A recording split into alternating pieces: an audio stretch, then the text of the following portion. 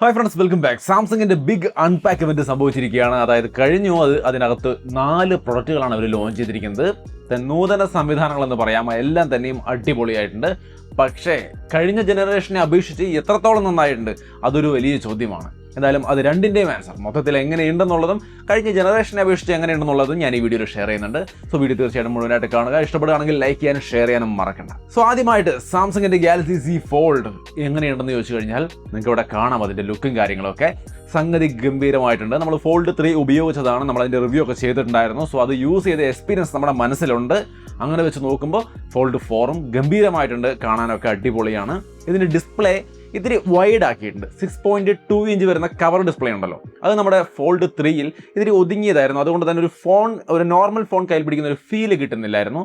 ഇതിൻ്റെ ഡിസ്പ്ലേയിലേക്ക് വരുമ്പോൾ ഇത്തിരി കൂടി വീതി കൂട്ടിയിട്ടുണ്ട്. അതുകൊണ്ട് തന്നെ നോർമൽ മെയിൻ പുറമേ ഉള്ള കവർ സ്ക്രീൻ തന്നെ ഒരു ഫോൺ പോലുള്ള ഫീൽ നമുക്ക് തരും. സോ ഉപയോഗിക്കാൻ കുറച്ചുകൂടി കംഫർട്ട് ആയിരിക്കും. അകത്ത് സ്ക്രീൻ നോക്കിയാൽ 7.6 ഇഞ്ചാണ്. അണ്ടർ ഡിസ്പ്ലേ ക്യാമറയൊക്കെ ആയിട്ട് ഒരു നല്ല സെറ്റപ്പിൽ കൊടുത്തിട്ടുണ്ട്.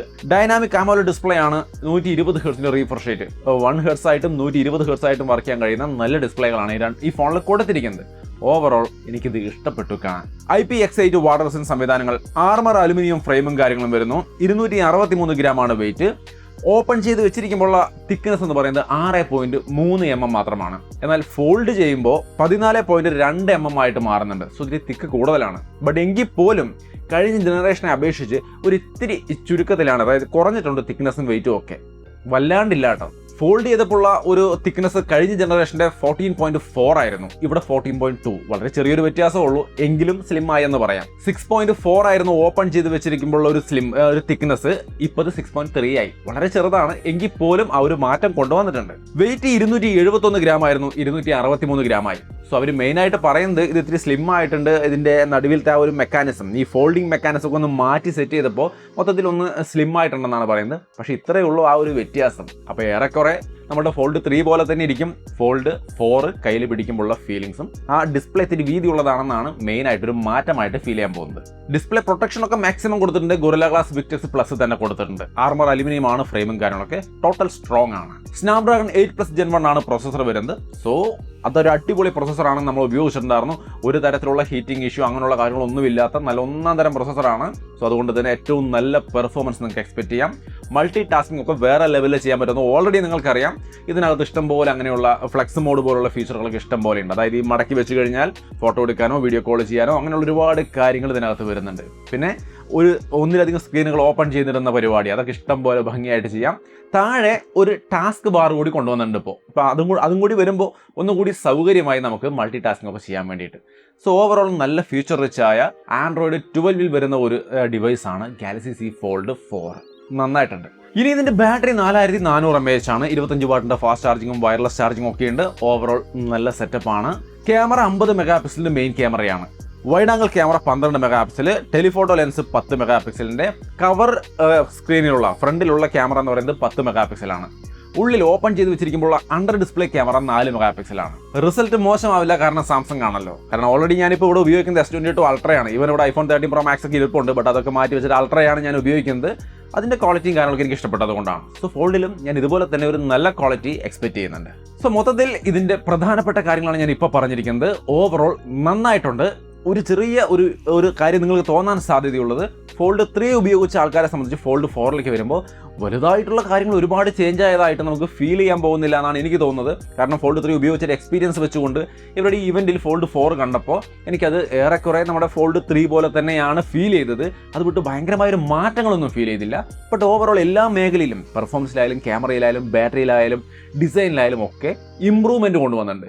ഇംപ്രൂവ്ഡ് ആയ ഒരു ഫോൾഡ് 4, അതാണ് ഇതിനെക്കുറിച്ച് എനിക്ക് പറയാനുള്ളത്. ഇനി ഫ്ലിപ്പ് 4ലേക്ക് വന്നു കഴിഞ്ഞാൽ നിങ്ങൾക്ക് ഇവിടെ കാണാം ലുക്കും കാര്യങ്ങളൊക്കെ നന്നായിട്ടുണ്ട്. ഇഷ്ടമുള്ള കളറിലൊക്കെ നിങ്ങൾക്ക് ഇത് വാങ്ങിക്കാൻ സാധിക്കുമെന്നാണ് മനസ്സിലാവുന്നത്. ഇപ്പോഴേക്ക് ഇന്ത്യയിൽ ഇത് കിട്ടുമെന്നുള്ള കാര്യം കൺഫേം ആയിട്ടില്ല. അതായത് പല കളറിൽ വാങ്ങിക്കാനുള്ള ഒരു ഓപ്ഷൻ ഇന്ത്യയിൽ കിട്ടുമെന്ന് അറിയില്ല. എന്തായാലും കാണാനൊക്കെ നല്ല അഡ്വാൻസ്ഡ് ആയ സെറ്റപ്പ് ആയിട്ടുണ്ട്, എനിക്ക് ഇഷ്ടപ്പെട്ടു. സ്പെക്ക് നോക്കിക്കഴിഞ്ഞാൽ ആർമർ അലുമിനിയം ഫ്രെയിമും കാര്യങ്ങളൊക്കെയാണ്. Gorilla Glass Victusന്റെ പ്രൊട്ടക്ഷൻ ഒക്കെ ഉണ്ട്. 15.9 mm ആണ് തിക്നെസ്, 187 ഗ്രാമാണ് വെയിറ്റ്.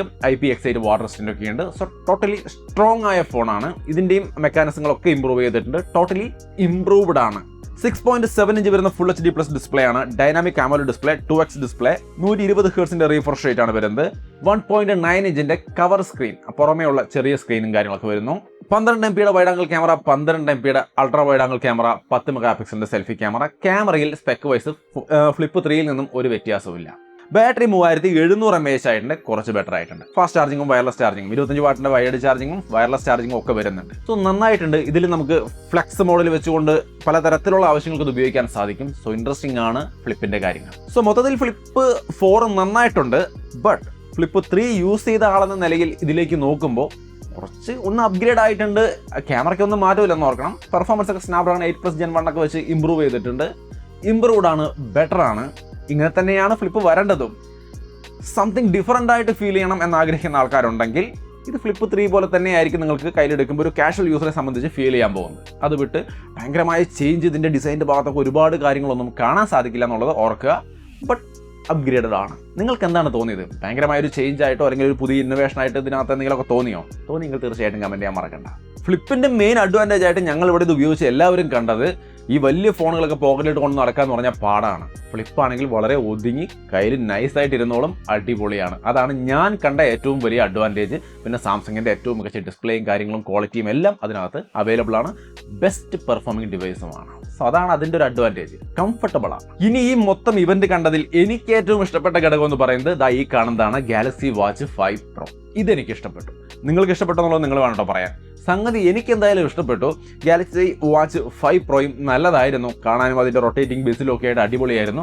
ഇവിടെ റൊട്ടേറ്റിംഗ് സംവിധാനമൊക്കെ എടുത്ത് മാറ്റിയവർ, അത് ഭയങ്കര ഫാൻസ് ഉള്ളൊരു സംഗതി ആയിരുന്നു. എല്ലാവർക്കും ഭയങ്കര ഇഷ്ടമായിരുന്നു ആ റൊട്ടേറ്റിംഗ് ബെസിൽസ്. ഇപ്പോൾ അത് മാറ്റിയിട്ട് ടച്ചാണ് വെച്ചിരിക്കുന്നത്.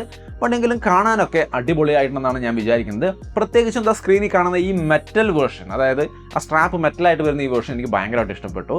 ടൈറ്റാനിയം ഫ്രെയിമും കാര്യങ്ങളൊക്കെ സ്ട്രോങ് ആയിട്ട് കൊടുത്തിരിക്കുന്നു. സഫയർ ഗ്ലാസിൻ്റെ പ്രൊട്ടക്ഷൻ കൊടുത്തിരിക്കുന്നു.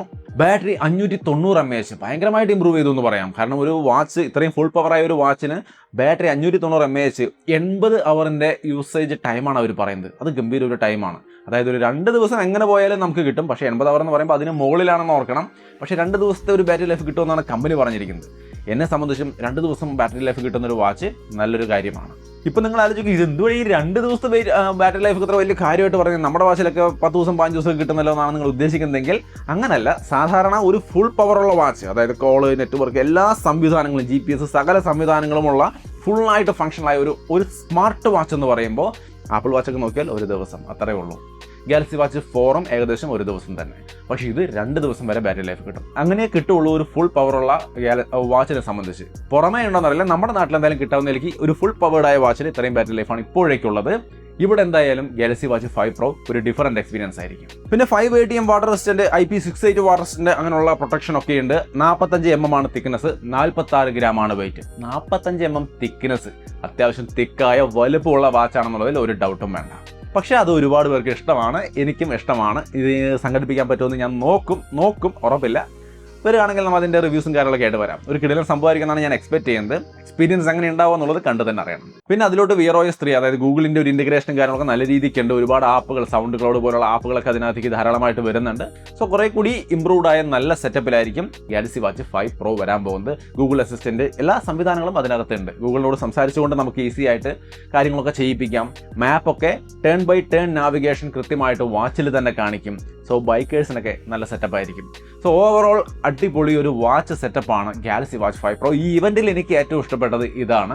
ഗാലക്സി വാച്ച് 5 വലിയ വ്യത്യാസമൊന്നുമില്ല, നമ്മുടെ 4 പോലെ തന്നെയാണ് കണ്ടപ്പോൾ എനിക്ക് ഫീൽ ചെയ്തത്. ബാക്കിയുള്ള ടെക്നിക്കൽ സംഭവങ്ങളൊക്കെ കുറേയധികം ഇമ്പ്രൂവ് ചെയ്തിട്ടുണ്ട്.